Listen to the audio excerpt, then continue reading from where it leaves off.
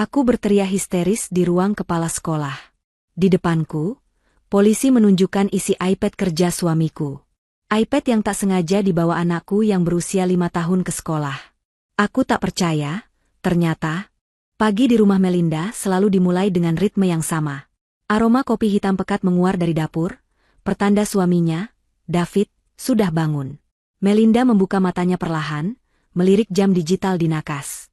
Pukul 5:30 pagi. Ia bisa mendengar suara tawa kecil Elvano, putra mereka yang berusia 5 tahun, dari kamar sebelah, sedang bermain dengan robot-robotannya. Kehidupan Melinda tampak sempurna di permukaan. Ia memiliki suami yang sukses, seorang eksekutif muda yang sedang naik daun di perusahaannya. Ia memiliki putra yang cerdas dan rumah yang nyaman di kawasan elit. Melinda bangkit dari tempat tidur, mengenakan jubah mandinya, dan berjalan keluar kamar. David sudah rapi dengan kemeja birunya, dasi tersampir di leher, sedang berdiri di depan mesin kopi dengan ponsel menempel di telinga.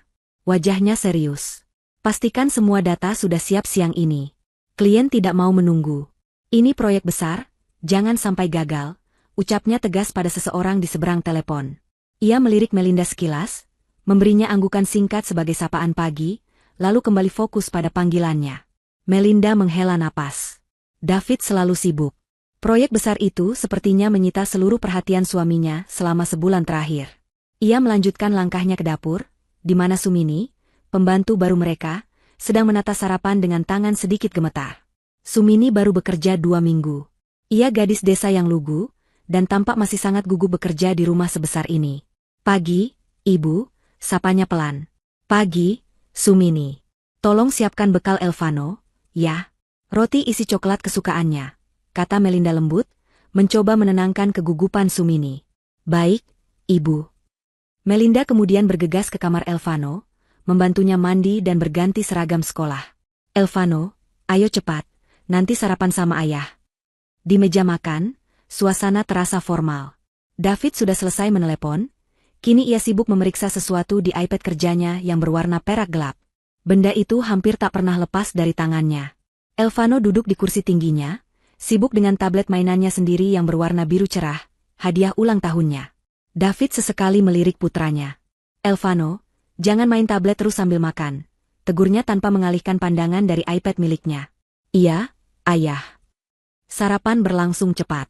David menghabiskan kopinya, berdiri, dan merapikan jasnya. Aku berangkat dulu. Ada rapat penting, katanya pada Melinda. Ia mengecup kening Melinda sekilas, kecupan yang terasa dingin dan terburu-buru. Elvano, ayah berangkat. Hati-hati, yah, seru Elvano. David mengambil tas kerjanya. Namun ia meninggalkan iPad kerjanya di atas meja makan, di sebelah tablet Elvano yang sudah ditinggal pemiliknya yang berlari mengambil tas sekolah. Sumini, panggil David dari ruang depan. Tolong bawakan iPad saya di meja makan. Sumini, yang sedang mencuci piring, langsung mengeringkan tangannya dengan gugup. Baik, Pak. Sumini berlari kecil ke meja makan. Ia melihat 2 tablet tergeletak berdekatan. Yang satu berwarna perak gelap, yang satu biru cerah milik Elvano. Sumini tahu Elvano harus membawa tabletnya ke sekolah hari ini untuk pelajaran menggambar digital. Di saat yang sama, Melinda memanggil dari kamar Elvano, Sumini, sekalian masukkan tablet Elvano ke tasnya ya, Ibu lupa. Dalam kepanikan karena dipanggil oleh 2 orang sekaligus, otak Sumini campur aduk. Ia mengambil tas sekolah Elvano yang tergantung di kursi. Ia melihat tablet biru Elvano. Ia juga melihat iPad perak gelap milik David.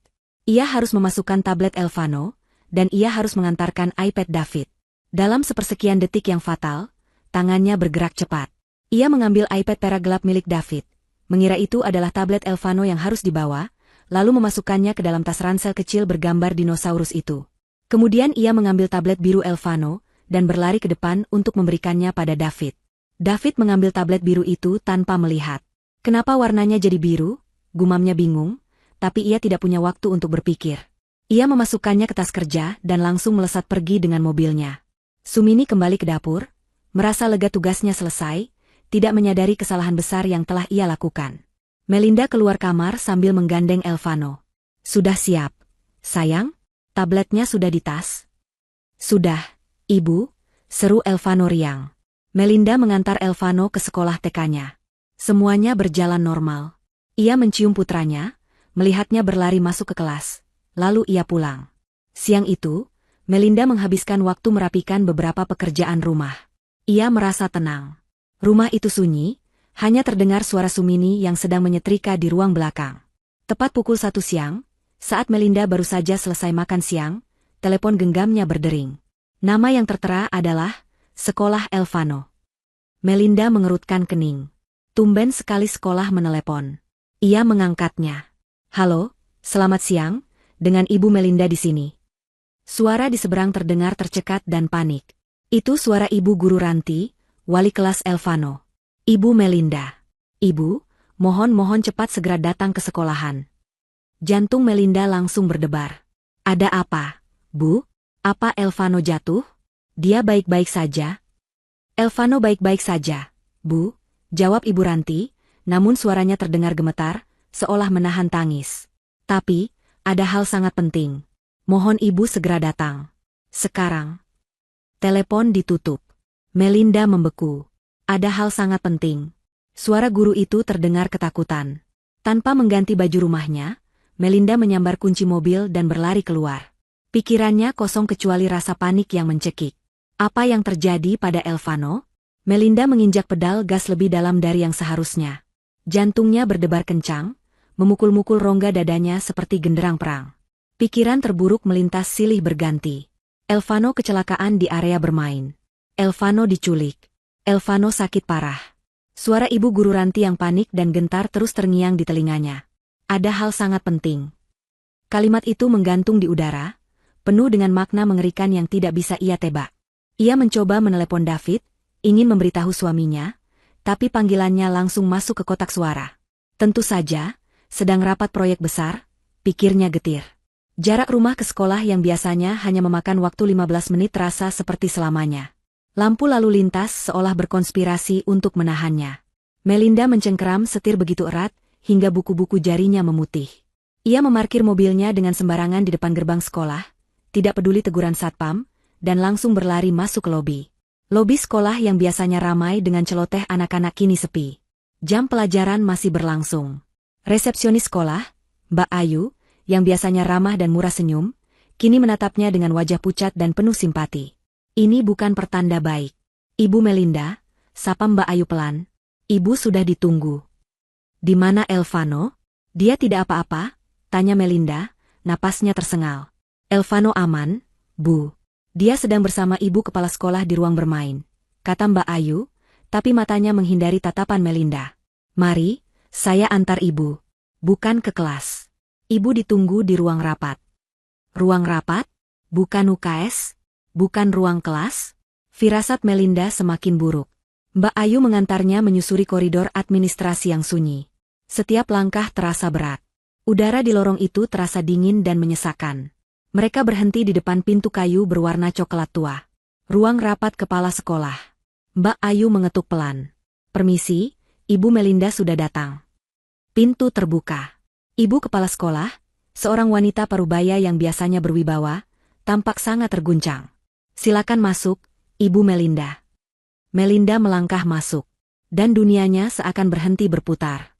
Ruangan itu tidak kosong. Di dalam, duduk dua pria berseragam polisi lengkap. Bukan satpam. Bukan polisi lalu lintas. Mereka adalah penyidik, terlihat dari aura serius dan tatapan tajam mereka.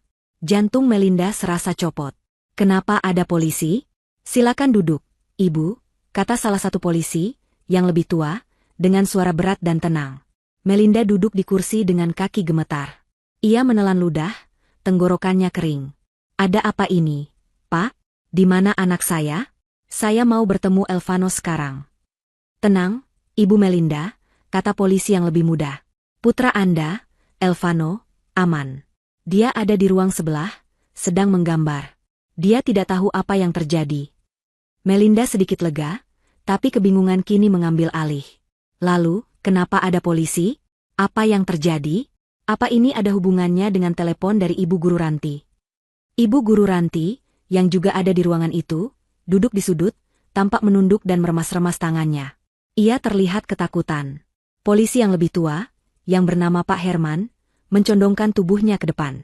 Ibu Melinda, kami dari kepolisian. Siang ini, Kami menerima laporan darurat dari pihak sekolah. Laporan ini sangat serius. Melinda menatapnya, tidak mengerti. Laporan apa? Tadi pagi, putra Anda membawa sebuah tablet ke sekolah, betul? Melinda mengangguk kaku. Iya, Pak. Tablet mainannya. Untuk pelajaran menggambar. Polisi itu menggeleng pelan. Bukan tablet mainan, Ibu. Yang dibawanya adalah iPad profesional. Sepertinya milik suami Anda. Melinda tertegun. Ia teringat Sumini. Ya Tuhan, Sumini salah memasukkan iPad. Ia ingat David yang bergumam, kenapa warnanya biru, pagi tadi. Jadi David membawa tablet Elvano, dan Elvano membawa iPad kerja David. Melinda merasa sedikit malu atas keteledoran pembantunya, tapi ia masih tidak mengerti mengapa ini menjadi urusan polisi. Astaga, Pak, maafkan saya. Pasti pembantu saya tertukar. Saya akan langsung mengambilnya dan... Ibu, potong Pak Herman, nadanya serius, menghentikan ucapan Melinda. Masalahnya bukan karena tertukar. Polisi yang lebih muda meletakkan sesuatu di atas meja. iPad perak gelap milik David.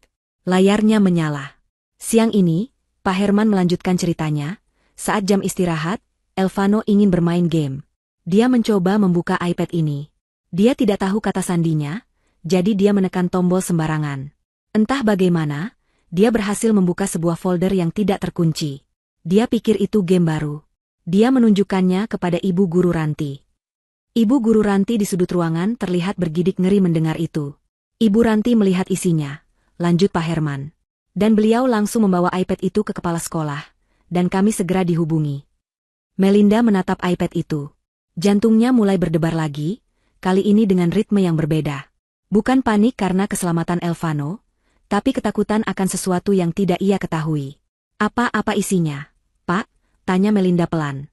Pak Herman menatap mata Melinda dalam-dalam. Tatapannya penuh perhitungan, seolah menimbang seberapa banyak yang harus ia katakan.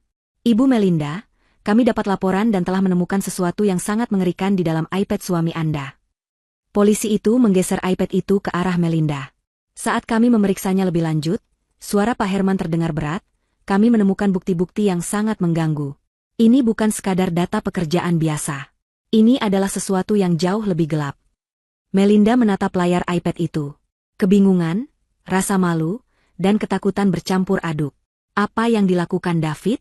Apa yang ada di iPad itu hingga membuat guru anaknya panik dan polisi datang ke sekolah? Kami harus bertanya.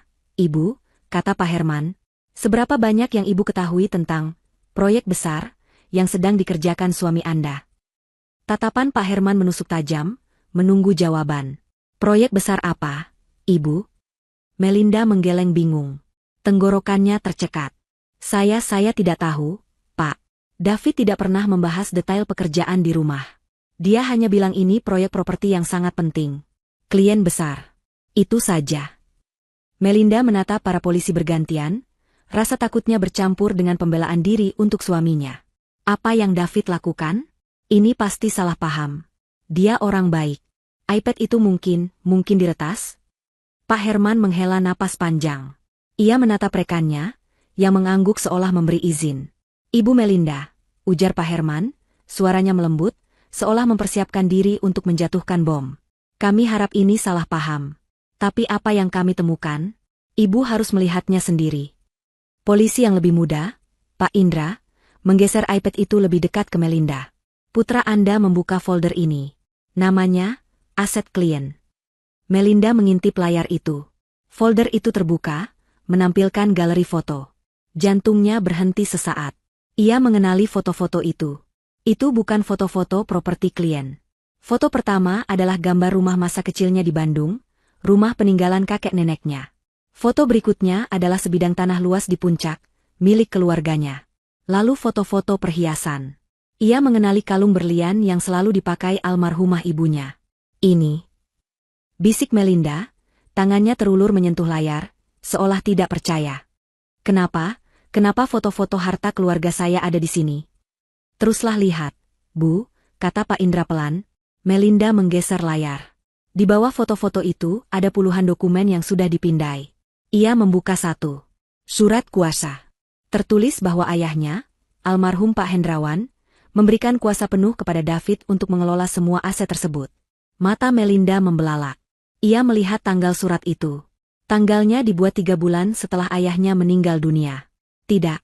Melinda menggelengkan kepalanya, napasnya mulai sesak. Ini palsu. Tanda tangan ini palsu. Ayah saya sudah meninggal saat itu. Kami tahu, Bu, kata Pak Herman. Kami sudah memeriksanya. Kami menemukan banyak sekali dokumen pemindahan aset, akta jual beli, semuanya dipalsukan. Sepertinya suami Anda, bekerja sama dengan seseorang, sedang berusaha menguras seluruh harta warisan Anda. Tubuh Melinda mulai gemetar hebat. Ruangan itu seakan berputar. Warisan. David. Memalsukan. Tapi untuk apa? Isak Melinda. Semua itu kan nanti juga jadi milik kami. Milik Elvano. Kami rasa tujuannya bukan untuk dibagi, Bu, kata Pak Indra dingin. Ia membuka sebuah aplikasi chat rahasia yang tersembunyi di dalam folder itu. Ini adalah percakapan antara David dan sebuah kontak bernama Bos W. Melinda membaca pesan-pesan itu.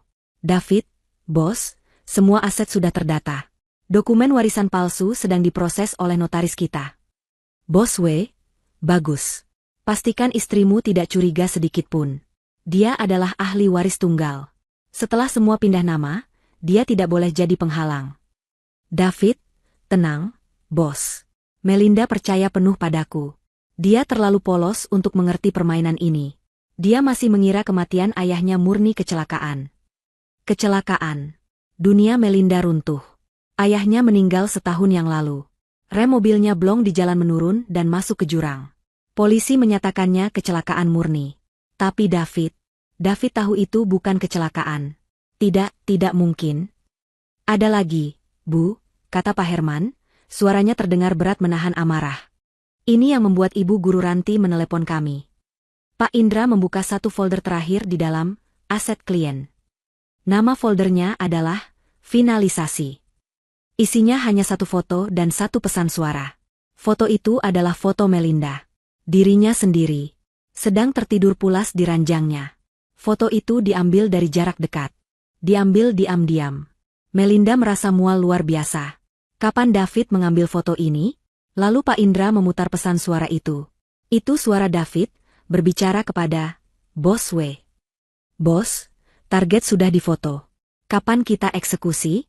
Setelah warisan ini cair, buat dia menghilang seperti ayahnya. Cepat dan rapi.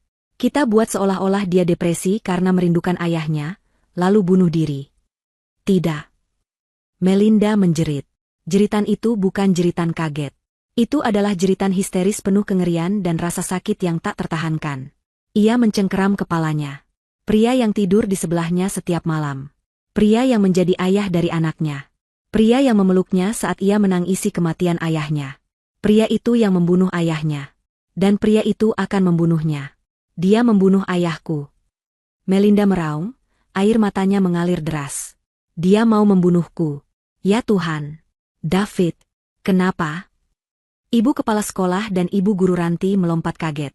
Ibu Ranti ikut menangis melihat kehancuran Melinda. Pak Herman dan Pak Indra segera berdiri. Ibu Melinda, tenang. Bu, tenang. Pak Herman mencoba memegang bahunya, tapi Melinda menepisnya. Anak saya, Elvano, dia dalam bahaya. Dia tidak boleh pulang ke rumah itu, teriak Melinda di sela-sela isak tangisnya yang parau. Elvano aman, Bu. Dia aman bersama kami, kata kepala sekolah, suaranya gemetar. Melinda jatuh terduduk di kursi, tubuhnya lunglai.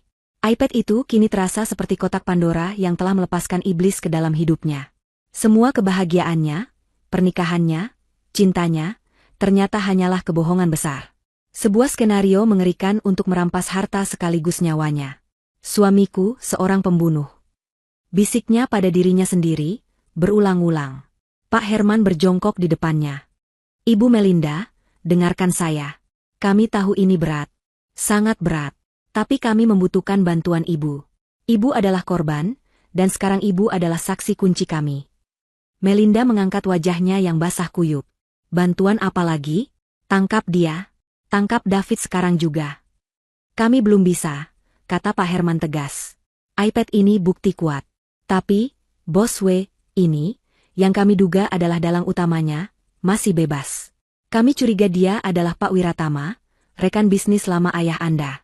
Jika kami menangkap David sekarang, Wiratama akan lolos dan semua bukti akan hilang. Mereka akan tahu kita bergerak. Jadi Bapak mau saya apa? Tanya Melinda, suaranya bergetar antara takut dan marah.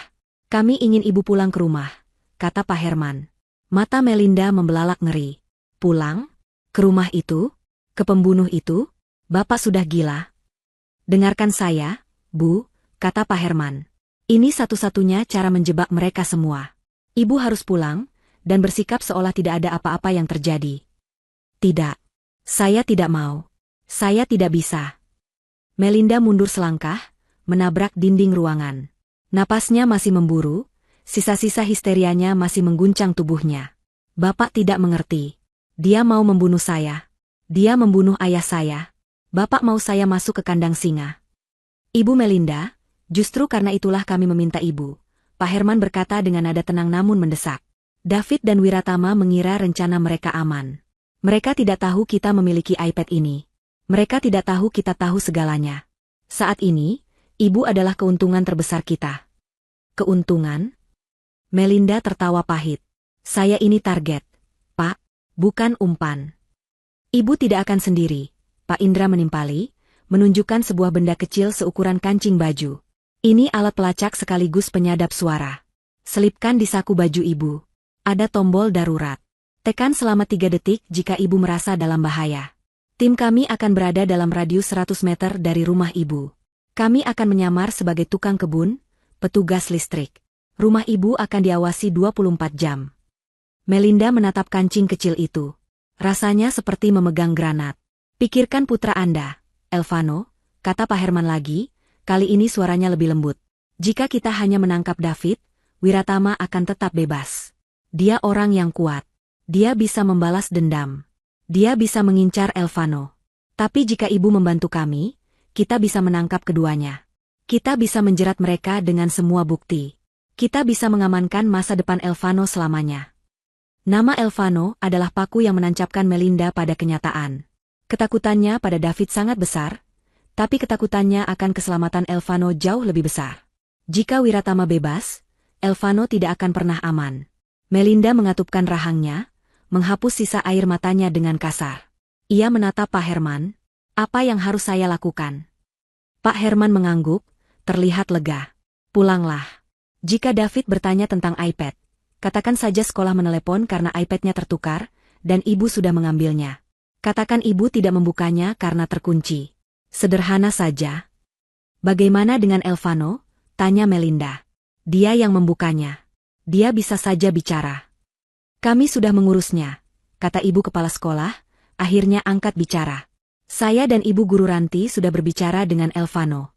Kami bilang tadi itu ada permainan, detektif, dengan polisi dan iPad ayah adalah barang bukti, rahasia. Kami bilang Elvano hebat sudah menemukannya. Dia berjanji tidak akan cerita pada ayah karena ini rahasia besar. Anak-anak seusianya pandai menyimpan rahasia jika dibuat seperti permainan. Melinda mengangguk lemah. Polisi mengembalikan tas sekolah Elvano. iPad David tetap di tangan mereka, dibungkus dalam kantong barang bukti. Kami akan mengantarkan Ibu sampai dekat rumah, kata Pak Indra. Perjalanan dari sekolah ke mobil terasa kabur. Polisi membawanya mengambil Elvano di ruang bermain. Elvano berlari memeluknya. Ibu, tadi Elvano main detektif sama polisi. Seru. Jantung Melinda serasa diremas. Ia memeluk putranya erat. Iya, sayang. Anak Ibu hebat. Tapi ingat ya, ini rahasia kita. Jangan bilang ayah, oke? Nanti ayah kaget. Oke, Ibu. Rahasia. Di mobil, Melinda menyetir dengan tangan yang kaku. Alat penyadap itu terasa dingin di sakunya. Setiap mobil di belakangnya ia curigai sebagai penguntit, padahal ia tahu itu adalah tim polisi yang menjaganya. Ia harus menyusun kembali topengnya. Topeng istri yang bahagia. Topeng istri yang polos. Topeng yang selama ini ia kenakan tanpa sadar, kini harus ia kenakan dengan kesadaran penuh untuk menyelamatkan nyawanya. Ia tiba di rumah. Sumini menyambutnya di pintu dengan wajah cemas. Ibu, maafkan saya, Bu.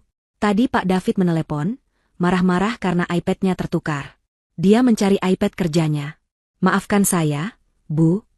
Melinda menarik napas dalam. Ini adalah ujian pertamanya. Ia harus terlihat normal.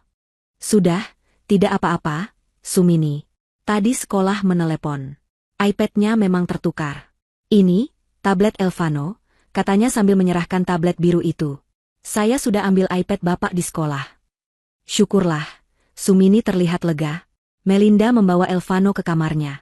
Ia menahan diri untuk tidak mengunci pintu. Ia harus bersikap normal. Ia menemani Elvano bermain, tapi pikirannya melayang. Ia memutar ulang semua kenangan. Cara David menatapnya, cara David memegang tangannya. Dulu ia kira itu cinta. Kini ia tahu itu adalah tatapan seorang predator yang mengukur mangsanya. Waktu terasa berjalan sangat lambat. Pukul 6 sore. Pukul 7. Jantungnya berdebar setiap kali mendengar suara mobil lewat. Pukul setengah 8 malam. Terdengar suara mobil David memasuki garasi. Suara kunci diputar di pintu depan. Aku pulang. Melinda membeku. Elvano berlari keluar kamar. Ayah pulang. Melinda memaksa kakinya melangkah. Ia berdiri di ujung tangga, melihat David masuk. Suaminya tampak lelah, dan sedikit kesal. Ia melepas jasnya.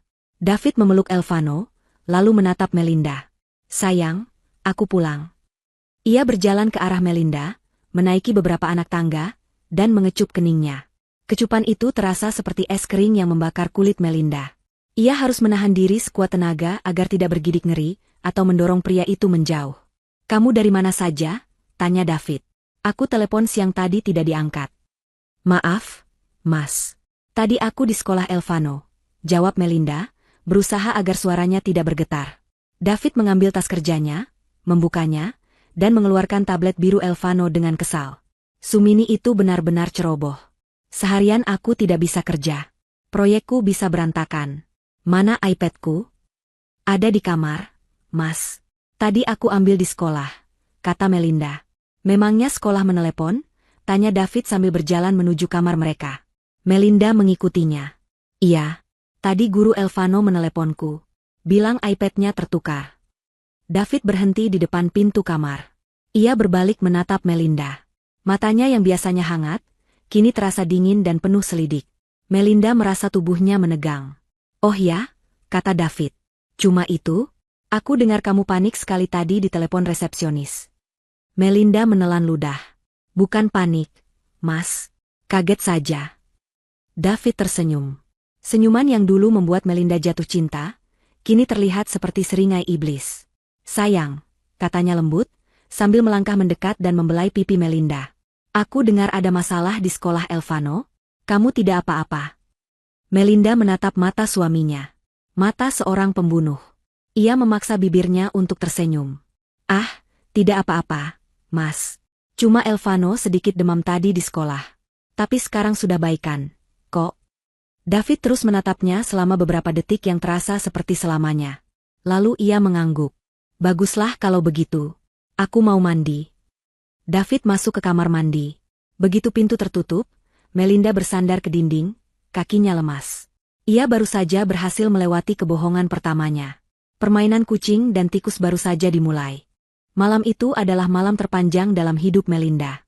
Ia berbaring di ranjang, membelakangi David, berpura-pura tidur.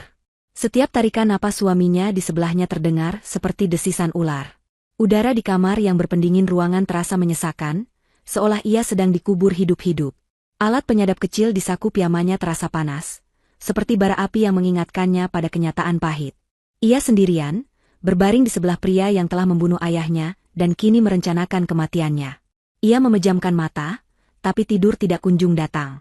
Pikirannya berputar kembali ke iPad, ke foto-fotonya, ke rekaman suara David yang dingin dan penuh perhitungan. Buat dia, menghilang, seperti ayahnya. Ayah. Sebuah ingatan tiba-tiba menyeruak ke permukaan. Ingatan yang sudah lama ia lupakan, terkubur di bawah duka dan kesibukan hidup. Setahun yang lalu, seminggu sebelum kecelakaan mobil itu, ayahnya, Pak Hendrawan, terlihat sangat cemas. Ia memanggil Melinda ke ruang kerjanya. Melinda, kata ayahnya waktu itu, suaranya terdengar lelah. Ayah tidak tahu sisa umur ayah berapa, tapi ayah merasa tidak tenang. Ayah ini bicara apa? Melinda mencoba menghibur. Ayah sehat. Dengarkan ayah, potong ayahnya, tatapannya serius. Dunia bisnis itu kejam, nak. Terutama rekan ayah, si Wiratama. Ayah mulai curiga dia tidak jujur. Dan, ayah juga tidak terlalu percaya pada suamimu, David. Melinda kaget. Mas David? Kenapa? Yah? Dia menantu ayah. Dia terlalu licin, desis ayahnya. Ayah hanya ingin kamu berjaga-jaga. Jika ayah tiada, dan kamu merasa dalam bahaya, ingat ini baik-baik. Buka brankas lama di ruang baca. Bukan brankas baru di kamar ayah. Brankas lama di balik lukisan. Kombinasinya adalah tanggal pernikahan ayah dan ibumu. Ingat itu. Melinda waktu itu menganggapnya sebagai kecemasan orang tua. Ia tidak pernah memikirkannya lagi. Sampai malam ini, ia menunggu. Detik demi detik terasa seperti jam. Ia mendengarkan napas David. Pukul 1 dini hari. Napasnya mulai terdengar berat dan teratur. Pukul 2. David mulai mendengkur pelan. Melinda menahan napas, tidak bergerak. Ia harus yakin suaminya benar-benar terlelap. Pukul 2:30 pagi. Dengkurannya stabil. Dengan gerakan yang sangat pelan, nyaris tanpa suara, Melinda menyibak selimut. Ia menurunkan kakinya satu persatu ke lantai kayu yang dingin. Ia berdiri, membeku sejenak, mendengarkan. David tidak bergerak. Melinda berjalan berjinjit keluar kamar. Hati-hati, ia tidak menutup pintu kamar, takut suaranya akan membangunkan David. Rumah itu gelap dan sunyi. Cahaya bulan yang menembus jendela besar di ruang tengah menjadi satu-satunya penerang. Rumah ini adalah rumah peninggalan orang tuanya, rumah tempat ia tumbuh besar. David yang bersikeras agar mereka tinggal di sini setelah ayahnya meninggal, dengan alasan agar Melinda bisa lebih dekat dengan kenangan orang tuanya. Sekarang Melinda tahu alasannya. David ingin menguasai rumah ini, sama seperti ia ingin menguasai semua aset lainnya. Ia menuruni tangga, menuju ruang baca ayahnya di lantai 1. Ruangan itu beraroma buku-buku tua dan debu. Jantungnya berdebar kencang. Ia menyalakan lampu meja kecil di sudut, yang cahayanya temaram. Di dinding utama, tergantung sebuah lukisan cat minyak besar yang menampilkan foto pernikahan kedua orang tuanya. Melinda menatap wajah ayahnya di lukisan itu. Ayah, Melinda takut. Bisiknya. Dengan tangan gemetar, ia mencoba menggeser lukisan berat itu. Lukisan itu berdecit pelan. Melinda membeku. Hening. Tidak ada suara dari lantai atas. Ia menggesernya lagi, lebih kuat, hingga lukisan itu miring dan memperlihatkan sebuah brankas besi tua berwarna hitam yang tertanam di dinding. Brankas lama. Kombinasinya, tanggal pernikahan ayah dan ibu. Ia memutar tombol kombinasi itu dengan jemari yang kaku. 24. 10. 1985. Ia menarik gagangnya. Klik. Brankas itu terbuka. Melinda menahan napas. Isinya bukan tumpukan uang atau perhiasan. Hanya ada satu map kulit berwarna coklat tua, dan sebuah kotak beludru kecil. Ia membuka map itu terlebih dahulu. Di dalamnya, ada selembar surat yang ditulis tangan oleh ayahnya. Putriku Melinda. Jika kamu membaca ini, berarti ayah sudah tiada, dan firasat terburuk ayah terjadi. Kamu dalam bahaya. Selama setahun terakhir, ayah mengumpulkan bukti kejahatan rekan bisnis ayah, Wiratama. Dia melakukan pencucian uang besar-besaran melalui perusahaan kita. Ayah curiga dialah yang mengatur pernikahanmu dengan David. David adalah pion kecilnya. Dia ditanam di keluarga kita untuk mengawasi ayah dan menguasai hartamu jika ayah tiada. Ayah yakin, kecelakaan, yang mungkin menimpa ayah adalah ulahnya. Jantung Melinda serasa diremas. Jadi ayahnya sudah tahu. Di dalam map ini adalah surat wasiat ayah yang asli. Ayah sudah mendaftarkannya secara rahasia ke pengacara kita yang lama, Pak Setiawan. Semua harta ayah tidak jatuh padamu atau David. Ayah memasukkan semuanya ke dalam dana perwalian, trust, atas nama Elvano, yang baru bisa dicairkan saat dia berusia 25 tahun. Pak Setiawan adalah walinya. Kalian hanya mendapat tunjangan bulanan. Ayah melakukan ini bukan untuk menghukummu, nak. Ayah melakukannya untuk melindungimu. Dengan begini, David dan Wiratama tidak akan mendapatkan apa-apa. Nyawamu akan aman, karena kamu tidak punya kuasa atas harta itu. Melinda menangis dalam diam. Air matanya menetes di atas surat itu. Ayahnya telah berusaha melindunginya, bahkan setelah kematiannya. Ia melanjutkan membaca. Tapi ayah tahu, mereka akan memalsukan surat wasiat. Mereka akan mencoba mengambil semuanya. Harta yang sebenarnya bukanlah uang, melainkan bukti keadilan yang ayah kumpulkan. Itu adalah buku besar, ledger, asli yang mencatat semua transaksi gelap Wiratama. Buku itu adalah dosanya. Melinda teringat kotak beludru kecil itu. Ia membukanya. Di dalamnya bukan cincin. Di dalamnya ada sebuah kunci kuno yang kecil dan berukir rumit. Ia membaca baris terakhir di surat ayahnya. Rekan bisnisku, Pak Wiratama, adalah dalangnya. Kunci ini membuka kotak berisi semua dosanya. Kotak itu ayah simpan di tempat paling aman yang ayah tahu. Kra. Tiba-tiba terdengar suara dari arah dapur. Seperti suara gelas yang disenggol. Melinda terlonjak kaget. Jantungnya serasa berhenti berdetak. Ia cepat-cepat memasukkan surat dan kunci itu ke dalam saku jubah tidurnya. Keringat dingin membanjiri pelipisnya. Ia mendengar suara langkah kaki pelan di lantai kayu. Seseorang sedang berjalan di lorong, menuju ruang baca. Melinda panik. Ia tidak mungkin sempat menutup brankas dan mengembalikan lukisan itu tepat waktu. Ia mematikan lampu meja, membuat ruangan itu kembali gelap gulita. Ia cepat-cepat bersembunyi di balik tirai tebal di sebelah jendela. Ia menahan napas, memegang surat dan kunci itu erat-erat di sakunya. Jantungnya berdebar begitu kencang, ia takut orang itu bisa mendengarnya. Pintu ruang baca berdecit pelan saat didorong terbuka. Sesosok bayangan kecil berdiri di ambang pintu. Bukan David. Sosok itu terlalu pendek dan ramping. Ibu? Itu suara Sumini. Ia terdengar ketakutan. Melinda keluar dari balik tirai. Cahaya bulan cukup untuk menerangi wajah mereka berdua. Sumini terlonjak kaget melihat Melinda, tangannya memegang dada. Sumini, desis Melinda tajam. Apa yang kamu lakukan tengah malam begini? Saya dengar suara, Bu, jawab Sumini, suaranya gemetar. Saya kira maling. Melinda menatap Sumini dengan curiga. Pembantu itu terlihat gugup. Sama seperti saat ia baru datang. Tapi kali ini, Melinda melihat sesuatu yang lain di mata Sumini. Ketakutan. Tapi bukan takut pada maling. Kamu mengikutiku? Tanya Melinda, suaranya dingin. Kamu mengawasiku untuk David? Mata Sumini membelalak ngeri. Ia mundur selangkah. Ibu tahu? Jawab, Sumini. Sumini tidak bisa menahannya lagi. Ia terisak pelan, berusaha menahan suaranya agar tidak keras. Maafkan saya, Ibu. Maafkan saya. Iya, Pak David yang menyuruh saya. Dia bilang dia curiga Ibu, akhir-akhir ini aneh. Dia minta saya mengawasi Ibu. Rasa pengkhianatan kembali menghantam Melinda. Jadi bukan hanya David. Pembantunya sendiri adalah mata-mata di rumahnya. Pergi dari sini, kata Melinda datar. Ibu, tunggu. Sumini tiba-tiba melangkah maju. Air matanya mengalir. Saya memang disuruh mengawasi Ibu. Tapi saya melakukan hal lain yang tidak Bapak tahu. Melinda mengerutkan kening. Apa maksudmu? iPad itu. Bisik Sumini. Yang tertukar di tas Elvano. Saya yang sengaja menukarnya, Bu. Melinda tertegun. Apa? Kenapa kamu lakukan itu? Kamu tahu apa isinya? Saya tidak tahu isinya apa. Sumini menggeleng cepat. Saya cuma tahu Pak David sangat menjaga iPad itu. Dia tidak pernah melepaskannya. Dia terlihat sangat jahat setiap kali memegang benda itu.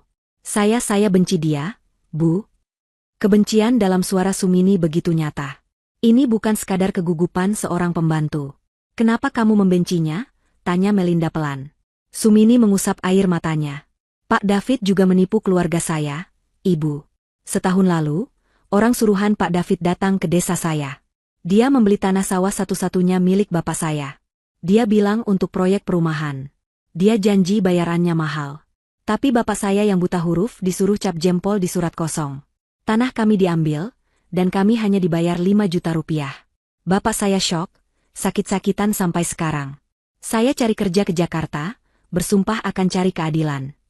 Sumini menatap Melinda. Waktu saya dapat kerja di sini dan melihat Pak David, saya langsung kenal dia. Dialah pria yang datang ke desa saya waktu itu. Saya sengaja melamar kerja di sini. Saya ingin cari bukti. Melinda terdiam, mencerna informasi itu. Jadi Sumini juga korban. Waktu saya lihat iPad Bapak dan tablet Elvano di meja pagi itu, lanjut Sumini. Saya tidak tahu kenapa. Tangan saya bergerak sendiri. Saya pikir mungkin kalau iPad itu keluar dari rumah, mungkin kalau terjadi sesuatu, rahasianya akan terbongkar. Saya tidak menyangka akan sampai ke polisi di sekolah. Saya takut sekali, Bu. Saya takut Bapak tahu itu ulah saya. Melinda menatap Sumini. Gadis desa yang lugu ini ternyata jauh lebih berani dari yang ia duga. Tanpa sadar, Sumini telah menyelamatkan nyawanya. Sumini, kata Melinda, membuat keputusan cepat. Kamu sudah membantuku lebih dari yang kamu bayangkan. Dan sekarang, aku butuh bantuanmu lagi. Aku tidak bisa percaya siapa-siapa selain kamu. Melinda menceritakan semuanya dalam bisikan cepat. Tentang iPad, tentang rencana pembunuhan, tentang Wiratama, dan tentang ayahnya. Mata Sumini terbelalak ngeri. Jadi, Bapak mau membunuh ibu? Iya. Dan dia membunuh ayahku, kata Melinda. Aku sudah menemukan surat wasiat asli ayahku dan sebuah kunci. Kunci ini bisa membuka kotak berisi bukti kejahatan Wiratama. Tapi aku tidak tahu di mana kotak itu. Sumini berpikir keras, wajahnya pucat. Kotak. Saya tidak tahu, Bu, tapi saya tahu yang lain. Apa? Desak Melinda. Saya sering dengar Pak David bicara di telepon. Dia menyebut-nyebut nama Pak Wiratama. Dia sangat gugup beberapa hari ini. Dia bilang, semua harus selesai besok. Dan, saya dengar dia bilang dia akan bertemu Pak Wiratama besok siang. Jantung Melinda berdebar. Besok? Di mana? Saya tidak tahu di mana, Bu. Tapi saya dengar Pak David bilang ke sopirnya tadi sore, siapkan mobil besok jam 1 siang. Kita ke gudang lama di area Marunda. Gudang lama di Marunda. Dan satu lagi, Bu, tambah Sumini. Dia akan membawa dokumen. Dia bilang ke orang di telepon, saya akan bawa dokumen warisan palsu yang sudah ditandatangani Melinda. Setelah itu, kita jalankan rencana finalisasi. Saya lihat dia memasukkan map merah besar ke dalam tas kerjanya tadi sebelum mandi. Finalisasi. Kata yang sama di iPad. Rencana untuk membunuhnya. Melinda sadar waktunya hampir habis. David akan menyerahkan dokumen palsu itu besok, dan setelah itu, Wiratama akan memberi perintah untuk membunuhnya. Kita harus hentikan mereka besok, Sumini, kata Melinda. Tapi bagaimana, Bu? Melinda memegang alat penyadap di sakunya. Aku tahu caranya. Ia berjalan keluar dari ruang baca. Sekarang, kamu kembali ke kamarmu.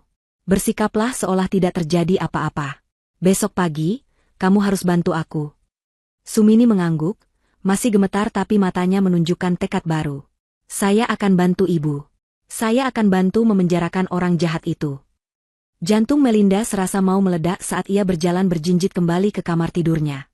Pukul 3 pagi. Ia menyelipkan surat wasiat asli ayahnya dan kunci kuno itu ke bawah tumpukan pakaian dalamnya di laci, tempat yang ia harap David tidak akan pernah memeriksanya. Ia kembali ke tempat tidur, tubuhnya kaku seperti papan. Ia berbaring membelakangi David, memaksa napasnya untuk teratur. Tapi adrenalin membanjiri tubuhnya. Ia tidak mungkin tidur. Ia harus menghubungi polisi. Sekarang. Ia menunggu 15 menit, memastikan David tidak terusik. Kemudian, dengan gerakan pelan, ia bangkit dan menyelinap ke kamar mandi, mengunci pintunya pelan-pelan. Ia bersandar di wastafel yang dingin, menatap wajahnya yang pucat di cermin. Ia menyentuh kancing penyadap di saku jubah mandinya. Pak Herman, Pak Indra, jika kalian mendengar saya, bisiknya, suaranya gemetar. Rencananya berubah. Saya tahu di mana dan kapan. Ia menceritakan semuanya dalam bisikan yang mendesak. Percakapannya dengan Sumini. Rencana pertemuan David dan Wiratama. Gudang lama di Marunda. Jam 1 siang ini, ia juga menceritakan tentang brankas yang tersembunyi, surat wasiat asli yang melindungi Elvano, dan kunci misterius itu. Ayah saya bilang kunci ini membuka buku dosa Wiratama, bisiknya. Saya tidak tahu di mana kotak itu. Saya harus menemukannya pagi ini. Pertemuannya jam 1. Tolong, saya tidak punya banyak waktu. Saya akan cari kotak itu. Setelah itu, kita harus menjebak mereka di Marunda. Tidak ada jawaban. Tentu saja. Alat itu hanya pemancar satu arah. Melinda hanya bisa berharap mereka mendengarkan. Ia membasuh wajahnya dengan air dingin, mencoba menenangkan sarafnya yang tegang. Ia kembali ke tempat tidur, berbaring dalam kegelapan, menunggu fajar sambil menyusun rencana. Pukul 6 pagi, alarm David berbunyi. Melinda berpura-pura baru terbangun. David bangkit dari tempat tidur dengan energi yang tidak biasa. Ia tampak bersemangat, hampir ceria. Itu membuat Melinda mual. Semangat seorang pria yang akan segera menuntaskan kejahatannya. Pagi, sayang, sapa David sambil mengecup kening Melinda. Melinda menahan diri untuk tidak menghapus jejak bibir David. Mas berangkat pagi ini, ada rapat internal sebelum bertemu klien besar. Klien di Marunda itu? Tanya Melinda, berusaha senormal mungkin. David berhenti sejenak saat memakai dasinya. Kok kamu tahu? Tanyanya tajam. Aku tidak sengaja dengar Mas bicara dengan sopir kemarin. Sepertinya penting sekali, jawab Melinda polos. David tertawa, tampak lega. Penting sekali, sayang. Setelah hari ini, semua kerja kerasku akan terbayar. Hidup kita akan jauh lebih baik. Ia mengambil tas kerjanya, memeriksa map merah di dalamnya, lalu menutupnya. Aku mungkin pulang telat malam ini. Jangan tunggu aku. Hati-hati, Mas, kata Melinda. Saat suara mobil David menghilang di ujung jalan, topeng Melinda luntur. Ia segera berlari ke kamar Sumini. Sumini, jaga Elvano. Jangan biarkan dia keluar rumah. Jangan buka pintu untuk siapapun. Paham? Paham, Bu. Melinda bergegas kembali ke ruang baca ayahnya. Kunci. Kotak. Tempat paling aman. Di mana? Ia menatap sekeliling. Bukan di rumah. Terlalu berisiko. Bang. Pasti bang. Ia mulai membongkar laci meja kerja ayahnya yang terkunci. Ia menggunakan peniti dari kotak jahitnya, dan setelah beberapa menit yang menegangkan, laci itu terbuka. Di dalamnya ada tumpukan dokumen bank lama. Ia mengobrak-abriknya dengan panik. Bank Sentral Niaga. Bank Swadaya. Bank Amanah Utama. Nama terakhir itu membuatnya berhenti. Bank Amanah Utama. Ia menemukan sebuah buku tabungan lama dan selembar kwitansi pembayaran sewa tahunan untuk Save Deposit Box. Kotak simpanan pengaman. Ini dia, desisnya. Ia menyambar kunci mobilnya, kwitansi, dan kunci kuno itu. Dalam perjalanan ke bank, sebuah ponsel yang tersembunyi di laci mobilnya, ponsel sekali pakai yang diberikan Pak Herman di sekolah kemarin, bergetar. Sebuah pesan masuk. Kami dengar. Kami siap. Tim sedang bergerak ke Marunda. Apa isi kotak itu? Melinda membalas sambil menyetir. Menuju Bank Amanah Utama. Akan kukabari. Di bank, Melinda disambut dengan tatapan curiga. Ia adalah putri almarhum Hendrawan, tapi kotak itu atas nama ayahnya. Maaf, Ibu. Kami perlu surat kuasa atau penetapan ahli waris yang sah, kata manajer bank dengan sopan namun tegas. Saya ahli warisnya, kata Melinda. Dan ini darurat polisi. Itu kata yang salah. Manajer itu semakin curiga. Melinda putus asa. Ia teringat nama di surat wasiat ayahnya. Tolong hubungi pengacara ayah saya. Pak Setiawan. Beliau wali sah dari dana perwalian atas nama putra saya. 10 menit yang terasa seperti 1 jam berlalu. Manajer itu berbicara di telepon. Wajahnya berubah dari curiga menjadi pucat. Ia menutup telepon. Maafkan kami, Ibu Melinda. Pak Setiawan sudah mengkonfirmasi. Mari, saya antar Ibu ke ruang brankas. Ruang brankas itu dingin dan sunyi. Dindingnya penuh dengan kotak logam bernomor. Ia menemukan nomor yang sesuai dengan kwitansinya. 301B dengan tangan gemetar, ia memasukkan kunci kuno itu. Kunci itu berputar dengan mulus. Petugas bank memasukkan kunci masternya, lalu meninggalkan Melinda sendirian di dalam bilik pribadi. Ia menarik kotak logam itu keluar. Isinya bukan perhiasan atau emas batangan. Isinya hanya satu, sebuah buku besar akuntan, ledger, bersampul kulit hitam tebal. Ia membukanya. Halaman pertama adalah tulisan tangan ayahnya. Buku Dosa Wiratama. Melinda membalik halaman demi halaman.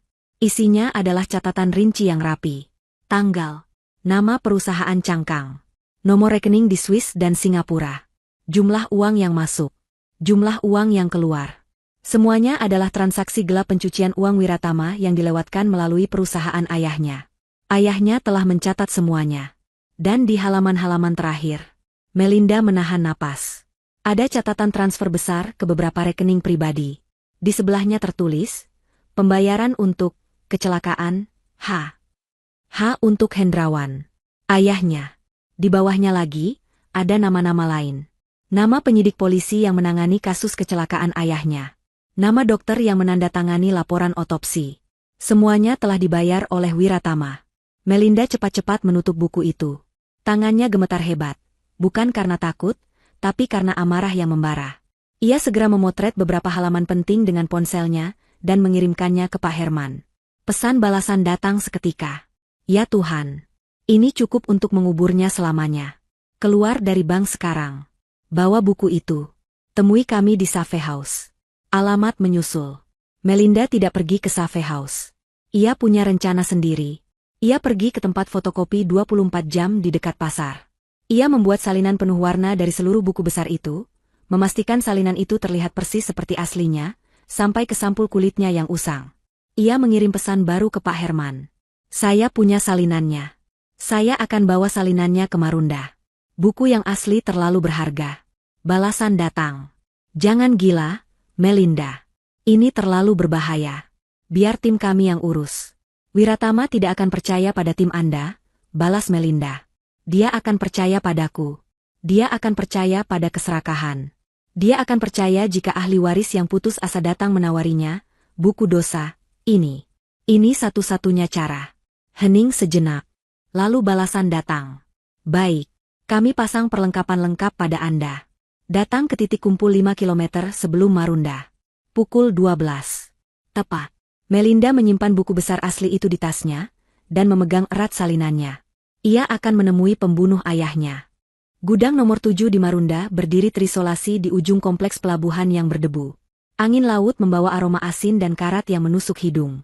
Melinda duduk di mobilnya di titik kumpul, sementara tim polisi yang dipimpin Pak Herman memasangkan rompi anti peluru tipis namun kuat di balik blusnya. Mereka juga memasang kamera kancing dan mikrofon yang lebih canggih. Tim penyerbu ada di gudang 11 dan kontainer di seberang, jelas Pak Herman, wajahnya serius. Ada 3 penembak jitu di atap. Anda masuk, lakukan pertukaran. Segera setelah Wiratama memegang buku palsu itu dan mengakui kejahatannya, kami akan masuk. Jangan bertindak gegabah. Nyawa Anda taruhannya. Melinda mengangguk, wajahnya pucat tapi matanya berkilat tajam. Saya mengerti. Ingat, Melinda, kata Pak Herman. David juga tersangka. Jangan kasihan padanya. Dia terlibat dalam pembunuhan ayah Anda. Saya tidak akan, jawab Melinda dingin. Pukul 1:05. Mobil David terlihat memasuki area gudang. Ia parkir dan masuk ke dalam gudang nomor 7. 5 menit kemudian, sebuah sedan hitam mewah berhenti di depan gudang. Pak Wiratama keluar. Pria itu tampak persis seperti yang diingat Melinda di pemakaman ayahnya. Berwibawa, mengenakan setelan mahal, dan senyum palsu. Ia didampingi 2 pengawal berbadan besar yang tampak waspada. Mereka masuk ke dalam. Itu adalah isyarat bagi Melinda. Saya masuk, bisiknya ke mikrofon. Melinda keluar dari mobil, membawa tas berisi buku besar palsu itu. Ia berjalan dengan langkah mantap menuju pintu gudang yang sedikit terbuka. Di dalam, remang-remang, hanya diterangi cahaya dari beberapa jendela kotor di atap. Debu beterbangan di udara. Ia mendengar suara David. Bos, ini semua dokumennya. Lengkap. Akta warisan palsu, surat kuasa. Tinggal menunggu stempel notaris Anda, dan semua harta Hendrawan pindah tangan. Melinda mengintip dari balik tumpukan peti kayu. Ia melihat David menyerahkan map merah besar kepada Wiratama. Wiratama mengambilnya, membukanya sekilas, dan tersenyum puas. Kerja bagus, David. Sangat rapi. Istrimu tidak curiga sama sekali?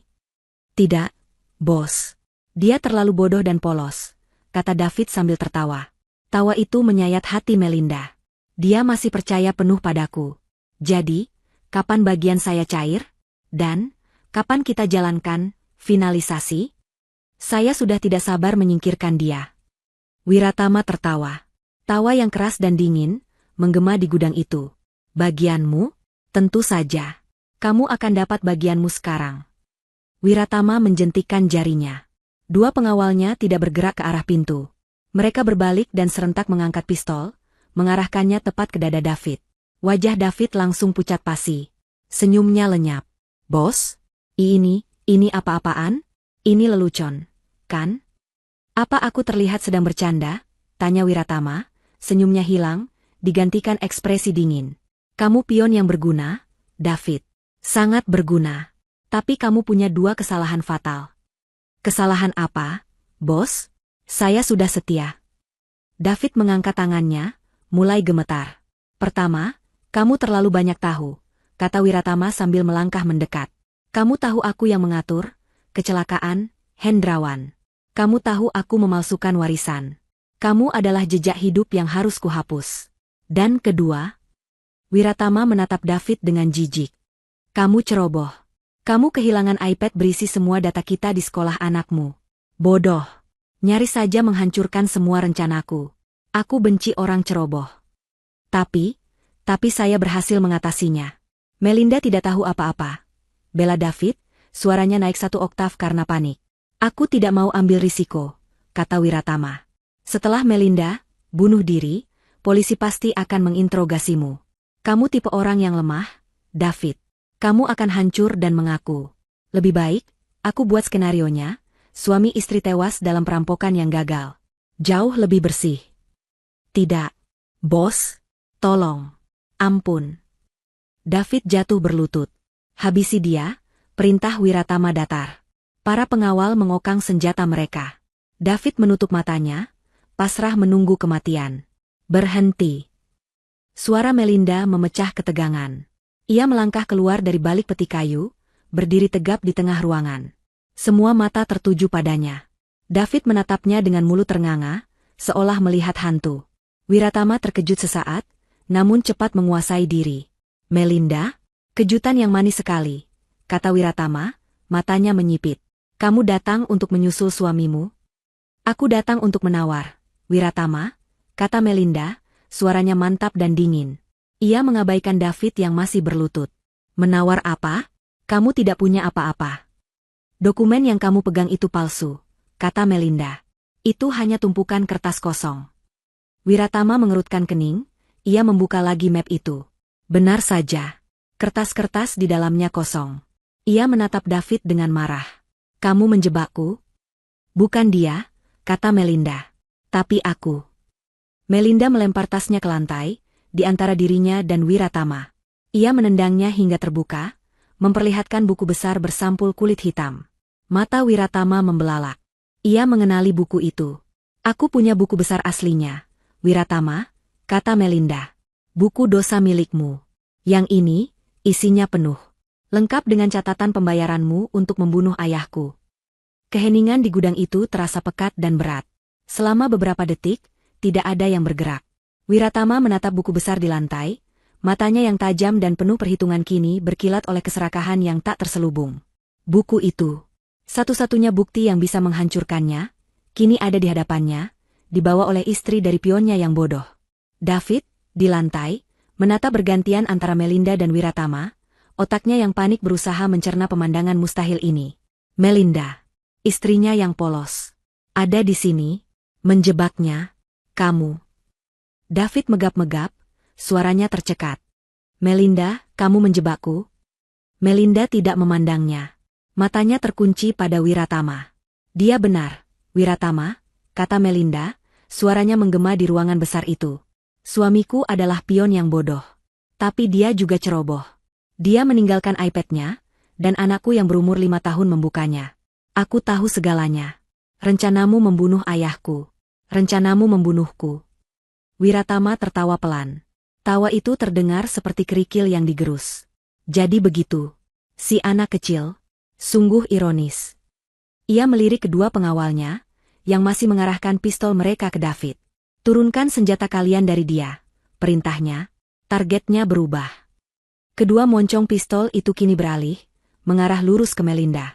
Jadi, kata Wiratama, melangkah pelan memutari buku di lantai, seolah itu adalah bom.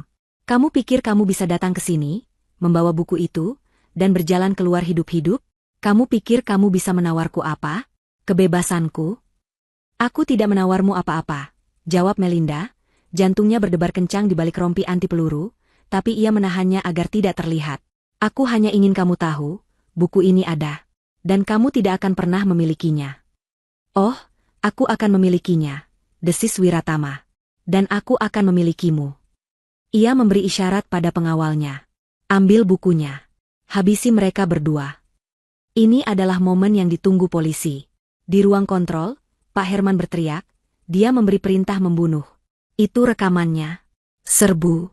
Serbu. Tapi pengawal itu terlalu cepat. Mereka bergerak maju. David, yang melihat moncong pistol kini mengarah ke Melinda dan dirinya, menjerit panik. Insting bertahan hidupnya yang pengecut mengambil alih. Dia tidak berpikir. Dia hanya bertindak. Ia menerjang Melinda dari samping, bukan untuk melindunginya, tapi untuk menjadikannya tameng. "Jangan tembak," teriaknya, mencoba mencengkeram lengan Melinda dan menariknya ke depan tubuhnya. Melinda, yang sudah menduga gerakan putus asa ini, menghindar. Tapi cengkeraman David terlalu kuat. "Lepaskan aku, pengkhianat!" Melinda berteriak, mencoba melepaskan diri. Tepat pada saat itu, kekacauan meletus. "Polisi! Jangan bergerak! Jatuhkan senjata!" Pintu gudang utama didobrak hingga hancur. Puluhan petugas berseragam lengkap, bersenjata lengkap, menyerbu masuk dari 3 sisi. Asap gas air mata dilemparkan, memenuhi ruangan. Suara tembakan peringatan memekakkan telinga. Para pengawal Wiratama kaget. Mereka refleks melepaskan tembakan ke arah polisi. Baku tembak singkat terjadi. Satu pengawal tersungkur, tertembak di kaki. Pengawal lainnya berlindung di balik peti. Wiratama bertindak cepat. Di tengah kekacauan, matanya hanya tertuju pada satu hal, buku besar itu. Ia berlari, menyambar buku itu dari lantai, dan memeluknya erat di dadanya. Ia melihat pintu keluar di sisi lain gudang. Ia berlari ke arah itu, membungkuk rendah. Sementara itu, David masih mencengkeram Melinda. "Bantu aku, Melinda. Bantu aku lolos. Aku bisa jelaskan. Lepaskan dia, bajingan." Tiba-tiba, sesosok bayangan muncul dari balik tumpukan karung goni di dekat mereka. Itu Sumini. Wajahnya penuh air mata, tapi matanya menyala karena amarah. Rupanya ia ikut dalam salah satu mobil polisi sebagai saksi, dan menyelinap masuk saat penyerbuan dimulai. Ia melihat David yang berusaha menyandera Melinda. Sumini memungut sebatang balok kayu lapuk dari lantai. Dengan sekuat tenaga, ia menghantamkannya ke bagian belakang kepala David. Krak! Mata David membelalak kaget. Cengkeramannya pada Melinda terlepas. Ia roboh ke lantai seperti boneka kain, pingsan seketika. Melinda menatap Sumini, terengah-engah. Sumini membuang balok itu, gemetar. Dia jahat, Bu." "Kamu menyelamatkanku," kata Melinda. Di sisi lain gudang, Wiratama hampir mencapai pintu keluar. Ia mendorong pintu itu hingga terbuka. Kemenangan sudah di depan mata. Ia mungkin kehilangan anak buahnya, tapi ia mendapatkan buku itu. Ia bisa lari ke luar negeri. Saat ia melompat keluar ke cahaya matahari yang silau, ia menabrak sesuatu yang keras. Dua pria berjas, Pak Herman dan Pak Indra, berdiri di sana menunggunya, dengan pistol terarah padanya. "Mau kemana, Pak Wiratama?" kata Pak Herman tenang. Wajah Wiratama membeku. Ia menatap polisi di depannya, lalu menatap buku besar yang dipeluknya erat. Ia kalah. "Anda ditangkap atas tuduhan pembunuhan berencana, penipuan, pemalsuan dokumen, dan pencucian uang," kata Pak Indra sambil memborgol tangan Wiratama ke belakang. Wiratama tidak melawan. Ia hanya tertawa. Tawa yang kering dan getir. "Kalian terlambat. Kalian tidak punya apa-apa. Hendrawan sudah mati. Uangnya milikku." "Bukan uangnya yang kami kejar, Pak," kata Pak Herman. "Tapi buku ini." "Ya," kata Wiratama, menatap buku di tangannya yang kini dipegang Pak Indra. "Dan sekarang buku ini milik kalian. Tapi kalian tidak akan pernah bisa membuktikan keasliannya di pengadilan. Itu hanya buku catatan. Omong kosong." Melinda berjalan keluar dari gudang, didampingi Sumini. Ia menatap Wiratama dengan dingin. "Anda benar," kata Melinda. "Buku yang Anda pegang itu memang omong kosong." Wiratama mengerutkan kening. Pak Indra membuka buku yang baru saja ia sita dari Wiratama. Ia membaliknya. Halaman demi halaman. Kosong. Semua halamannya kosong. Itu adalah buku salinan yang dibuat Melinda, yang bagian dalamnya ia ganti dengan kertas kosong. Wiratama terbelalak. Wajahnya berubah dari sombong menjadi panik murni. Di mana? Di mana buku aslinya? Tidak. Ini jebakan. "Semua kartu sudah terbuka, Wiratama," kata Melinda. "Buku besar yang asli ada di tangan polisi. Rekaman suaramu yang menyuruh membunuh ayahku dan aku ada di sini." Ia menepuk alat perekam di dadanya. "Dan suamiku, pion kecilmu itu, akan bernyanyi seperti burung kenari untuk menyelamatkan kulitnya sendiri. Permainanmu selesai." Wiratama meraung marah, mencoba menerjang Melinda, tapi borgol menahannya. Polisi menyeretnya pergi, berteriak-teriak tentang pengacara dan jebakan. David, yang sudah siuman, juga digiring keluar dengan tangan terborgol, wajahnya memar dan penuh kebingungan, menatap Melinda dengan tatapan tak percaya. Melinda berdiri di bawah sinar matahari pelabuhan yang terik, menghirup udara asin. Untuk pertama kalinya dalam setahun, ia merasa bisa bernapas lega. Kantor polisi ramai malam itu. Kilatan lampu kamera dari para wartawan yang sudah mengendus berita besar menyambut kedatangan Wiratama dan David. Skandal itu meledak seketika. Pengusaha terhormat, Wiratama, ditangkap karena pembunuhan rekan bisnisnya sendiri. Di dalam ruang interogasi yang tenang, Melinda menyerahkan buku besar bersampul kulit hitam yang asli kepada Pak Herman. Ini, katanya, buku dosa ayahku. Semuanya ada di sini. Pak Herman menerimanya dengan hormat, seolah menerima sebuah pusaka. Ini akan mengakhirinya, Ibu Melinda. Bukti ini, ditambah rekaman pengakuan Wiratama dan kesaksian ibu, mereka tidak akan pernah melihat dunia luar lagi. Buku besar itu menjadi kunci pembuka kotak Pandora kejahatan Wiratama. Dalam seminggu, jaringan korupsinya hancur lebur. Polisi-polisi yang dulu menutup kasus kecelakaan Pak Hendrawan, dokter yang memalsukan laporan otopsi, notaris yang terlibat dalam pemalsuan surat wasiat, semuanya ditangkap. Ternyata, Bos W adalah singkatan yang sederhana, Bos Wiratama. Di ruang interogasi lain, David hancur. Tanpa Wiratama untuk melindunginya, fasad eksekutif suksesnya runtuh, memperlihatkan pria lemah dan pengecut di baliknya. Ia menangis terseduh-seduh, mengakui segalanya. Ia menceritakan bagaimana ia terlilit utang judi besar bertahun-tahun lalu. Wiratama datang, menawarinya jalan keluar, nikahi Putri Hendrawan, jadi mata-matanya, dan dapatkan bagian dari warisan. Saya tidak pernah bermaksud membunuh. David meraung di depan penyidik. Itu semua ide Wiratama. Saya hanya ingin uang. Saya mencintai Melinda. Sungguh. Polisi memperdengarkan rekaman suaranya dari iPad. Buat dia, menghilang, seperti ayahnya. Cepat dan rapi. Wajah David berubah pucat pasi. Ia tidak bisa menyangkalnya lagi. Mereka mengizinkan Melinda bertemu dengannya sekali di kantor polisi, sebelum dia dipindahkan ke tahanan. David duduk di seberang meja, mengenakan seragam tahanan oranye, wajahnya bengkak karena menangis. Melinda, sayang. Bisiknya, tangannya terulur di atas meja. Melinda menatapnya tanpa ekspresi, tidak menyambut uluran tangannya. Melinda, tolong maafkan aku. Aku dibutakan oleh keserakahan. Aku tidak tahu apa yang kulakukan. Tapi aku masih mencintaimu. Tolong, katakan pada mereka aku hanya korban. Melinda menatap pria yang pernah ia cintai, pria yang tidur di sebelahnya, ayah dari anaknya. Dan ia tidak merasakan apa-apa selain rasa jijik yang dingin. Kamu mencintaiku? Tanya Melinda, suaranya pelan dan berbahaya. Kamu menodongkan pistol ke kepalaku, David. Kamu merencanakan kematianku saat kamu mengecup keningku selamat malam. Kamu membunuh ayahku. Itu bukan cinta. Itu kejahatan. Aku akan lakukan apa saja, Melinda. Aku akan bersaksi.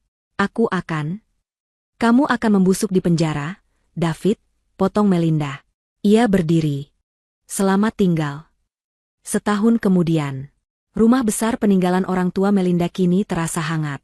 Aroma kopi di pagi hari bukan lagi pertanda kesibukan yang menegangkan, melainkan awal hari yang damai. Melinda dan Elvano sedang sarapan di teras taman. Elvano, kini berusia 6 tahun, sedang berceloteh riang tentang sekolahnya. Surat wasiat asli Pak Hendrawan telah disahkan pengadilan. Seluruh harta warisan, seperti yang diinginkan ayahnya, aman tersimpan dalam dana perwalian atas nama Elvano, dikelola oleh Pak Setiawan yang jujur. Melinda hidup tenang dari tunjangan yang diatur ayahnya, membesarkan Elvano tanpa bayang-bayang keserakahan. Rumah itu kini bersih dari energi negatif. Sumini telah kembali ke desanya. Sebagai saksi kunci yang kooperatif dan korban penipuan David, ia mendapat perlindungan hukum. Melinda, sebagai tanda terima kasih yang tak terhingga, menggunakan dana pribadinya untuk membeli kembali tanah keluarga Sumini dan memberikan modal usaha. Sumini sekarang memiliki toko kelontong terbesar di desanya. Sesekali ia menelepon, hanya untuk bertanya kabar Elvano. Pengadilan telah menjatuhkan vonis. Wiratama, dengan bukti buku besar dan rekaman yang tak terbantahkan, divonis hukuman mati atas pembunuhan berencana ganda dan kejahatan ekonomi skala besar. David, atas kerjasamanya dan pengakuannya, mendapat hukuman 20 tahun penjara. Hari itu, Melinda memutuskan untuk melakukan satu kunjungan terakhir. Ia mengunjungi David di penjara. Pria itu tampak 10 tahun lebih tua. Rambutnya menipis dan memutih. Ia kurus dan tatapannya kosong. Melihat Melinda, matanya menyala sesaat. Melinda, aku datang untuk mengucapkan selamat tinggal, David. Aku akan pindah dari rumah itu. Memulai hidup baru dengan Elvano, kata Melinda. Aku minta maaf, bisik David, air mata menggenang di matanya yang kuyu. Setiap malam aku bermimpi. Aku menyesal. Sungguh. Melinda menatapnya lama. Ia menarik napas panjang, melepaskan sisa-sisa terakhir dari rasa sakit yang ia simpan. Semua rencanamu, semua kejahatanmu, semua kebohonganmu, kata Melinda, suaranya tenang dan final. Semua kerja keras Wiratama membangun kerajaan kriminalnya. Semuanya hancur. Hancur. Ulang David lirih. Hancur hanya karena satu hal, lanjut Melinda. Kecerobohanmu menaruh iPad kerjamu di meja makan, dan kecerdasan anakmu yang berusia 5 tahun yang tidak sengaja membukanya. David mengangkat kepalanya, menatap Melinda dengan tatapan penuh kengerian saat menyadari kebenaran yang ironis itu. Itulah karmamu, David. Bukan aku, bukan polisi, bukan Wiratama. Tapi kecerobohanmu sendiri, dan putramu sendiri, yang mengakhiri semuanya. Melinda berbalik. Ia berjalan menyusuri lorong penjara yang suram itu tanpa menoleh ke belakang, meninggalkan David yang meraung putus asa memanggil namanya di balik jeruji besi. Ia melangkah keluar dari gerbang penjara, di mana sinar matahari pagi menyambutnya. Ia tersenyum. Ia akhirnya bebas. Ia akhirnya bebas. Ia akhirnya bebas. Ia akhirnya bebas. Ia akhirnya bebas. Ia akhirnya